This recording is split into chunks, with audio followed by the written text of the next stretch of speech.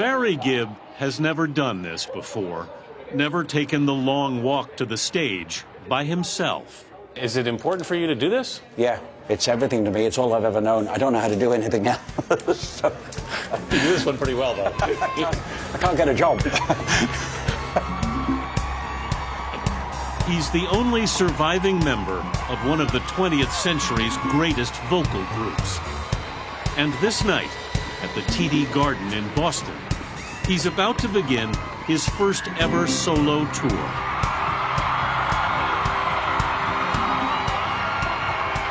The last of the Bee Gees is going it alone. It's just your jive talk, telling me lies, jive talk. I don't think anybody thought at this point in time that there would be one Bee Gee left. None of us. I could never have imagined being sort of that last person. We were glued together. Those three kids that knew something nobody else knew, that one day we would make it. I remember saying it to one of my first girlfriends at 14 years old, that if she dumped me, she was making a mistake because I was going to be famous. I actually said that. But more importantly, you believed it. I believed it, yeah. And I don't know why. Even in the early days, in Australia, the three Gibb brothers, Barry and younger twins Robin and Morris, had their own distinct sound.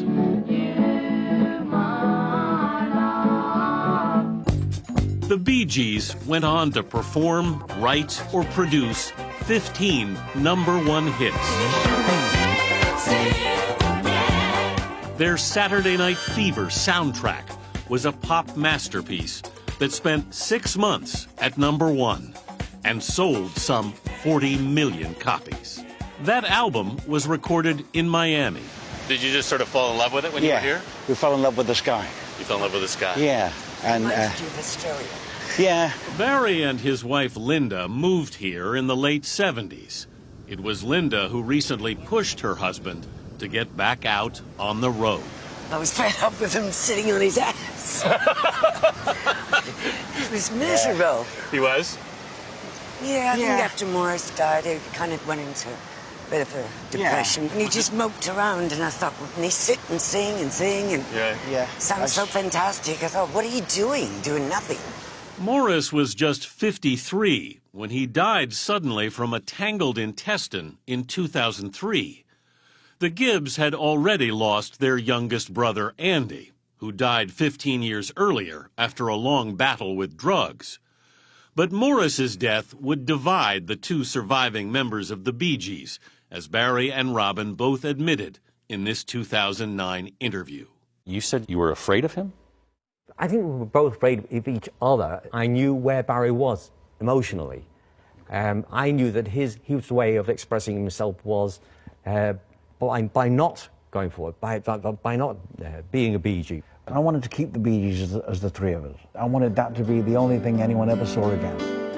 After a long hiatus, I'm going back to Massachusetts. That day in 2009, in Barry's home studio in Miami, he and Robin dusted off some of the Bee Gees' biggest hits for us. You don't know what it's like, babe.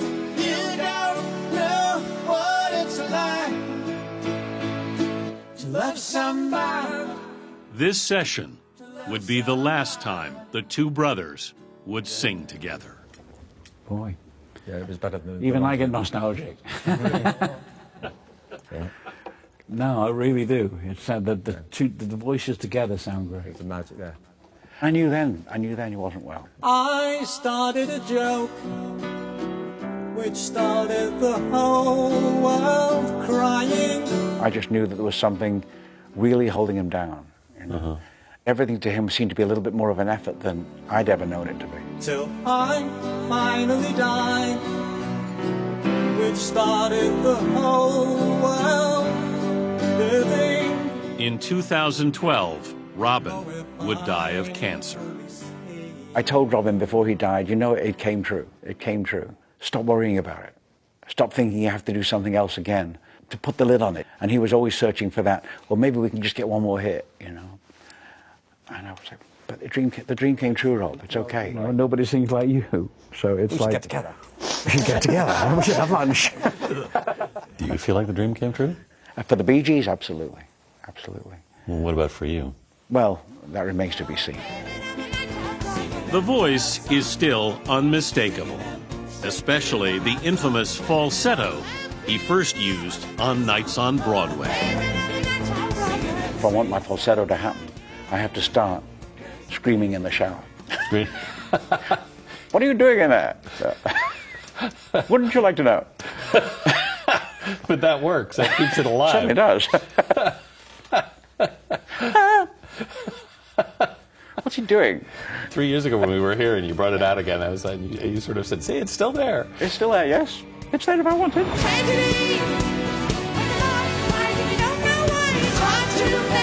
When Gibb began to consider a solo tour, he reached out to his oldest son, Stephen, a heavy metal guitarist. Was he at all reticent to go out there on his own? There's a certain almost nakedness that he felt, and sure, there's a risk involved. He's a 67-year-old pop icon, and he's like, do people care still? As well as his son Stephen, Gibb is joined on stage by his niece, Morris's daughter, Samantha. For you, what's been the best part of this? Performing with him. They sing How Can You Mend a Broken Heart together.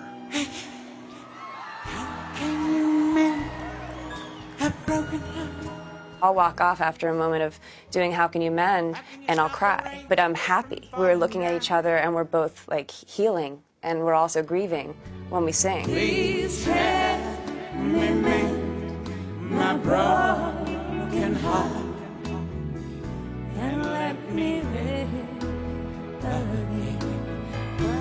We both struggled after my dad, too, so it was a great way to, sorry. It's okay.